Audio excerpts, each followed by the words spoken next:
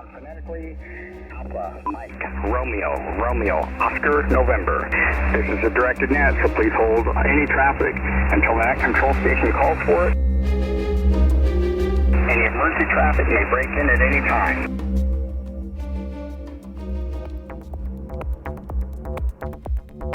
Hello, AmRRON. In this block of instruction, we're going to cover normal operating procedures for 20-meter HF nets.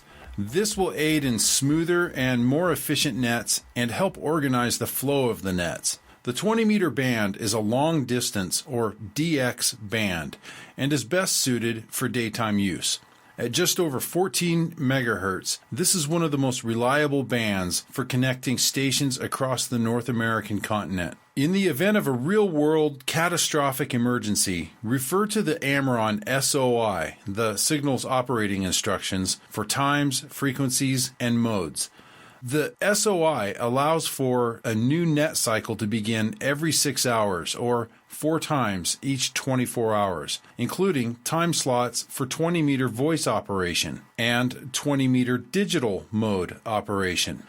To practice, train, and develop proficiency and hands-on experience, AmRRON conducts 20-meter HF nets twice per month on the first and third Wednesday of each month, beginning with the voice net at 2000 hours Zulu. The guidance in this video will be applicable during either practice or real-world emergency nets.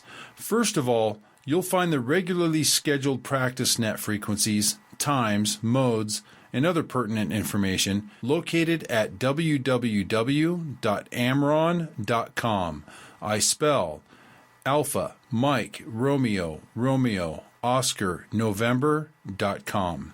And then by clicking on the tab titled Scheduled Nets, and then selecting Regional National Nets from the drop-down menu.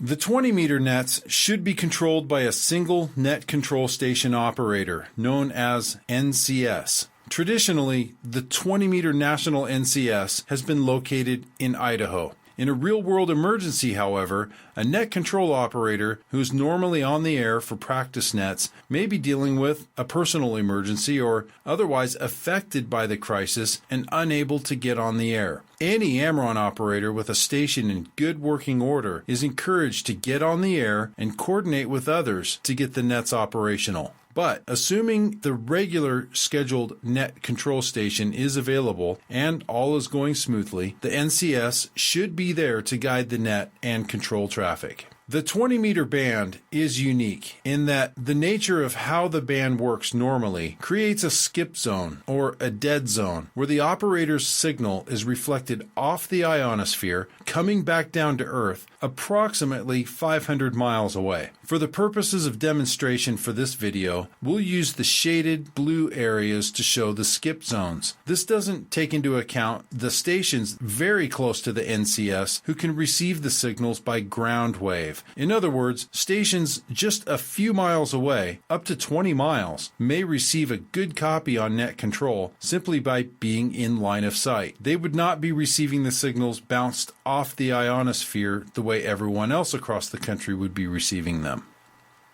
As you can see, this can create a large area inside which other operators cannot copy NCS, his signals simply skipping right over them. Additionally, signals don't behave in perfect circular fashion. Other factors such as antenna configuration, takeoff angle of the signal, and atmospheric conditions can affect the signal's path, creating asymmetric patterns resulting in other skip zones where other stations may not receive the signal from NCS. But to simplify things for the purpose of this video, we'll stay with the classic textbook 500-mile radius in our examples. Before starting the net on time, the NCS should put out a 5-minute and then a 2-minute notification that the nets will begin as scheduled. During that pre-net time, he should request assistance from other stations to act as his ANCS, or Assistant Net Control Station. Stations with a good solid copy on net control are encouraged to respond, giving him a signal report. Let's say we have 3 stations come back to NCS's request for assistance. One in Georgia, one in Missouri, and one in southern Utah. NCS will normally choose the station for his ANCS with the strongest signal, but there's another consideration, and that is proximity. Each station on the 20-meter band will have a skip zone or a dead zone where other stations within 500 miles or so won't be able to copy them, and sometimes these skip zones can overlap. In this case, it wouldn't make as much sense to select the southern Utah station because they share a significant portion of the same skip zone, where neither of them would be able to reach stations in large sections of Idaho, Wyoming, Utah, Nevada, Oregon, and Northern California. That leaves us with the Georgia and Missouri stations as the better choices. And for this example, let's say that the Missouri station has the better signal to and from net control in Idaho. The NCS would select the Missouri station as his ANCS. However, the other two stations would certainly be expected to stand by just in case there are stations out there needing to be relayed into NCS, where neither the NCS or ANCS can get a good copy. This is where teamwork comes in. The selection of the ANCS should begin at about the 5-minute from the net mark. This way, the ANCS can assist with announcing the net. Remember, most stations inside the NCS's skip zone will not be able to hear net control. At least 1 minute prior to the start of the net, preferably 2 minutes out, the NCS should make the announcement. QST, QST, QST AmRRON. This is, and we will use hypothetical call signs. This is November 7, ABC, Alpha Bravo Charlie. And I'll be your net control for the 20-meter net. We will begin in 2 minutes. We appreciate a clear frequency at that time. Break. November 0, X-Ray Yankee Zulu. This is November 7, Alpha Bravo Charlie. Would you make the announcement, please? N7 ABC, out. The ANCS then responds, N7 ABC, this is N0 XYZ, Roger. Break. QST, QST, QST AmRRON. This is November 0, X-Ray Yankee Zulu, and I'll be assisting net control for the 20-meter net. We will begin in 2 minutes. We appreciate a clear frequency at that time. November 0, X-Ray Yankee Zulu, out. Now, it's obvious that both the NCS and the ANCS will be heard by most operators across the continent, but the real intent is for the ANCS to reach into the NCS's skip zone and to pick up stations and relay them in who cannot copy NCS. Also, stations may copy NCS, but for any number of reasons, NCS may not be able to copy them. This is where the assistant net control station and any other relaying stations can help.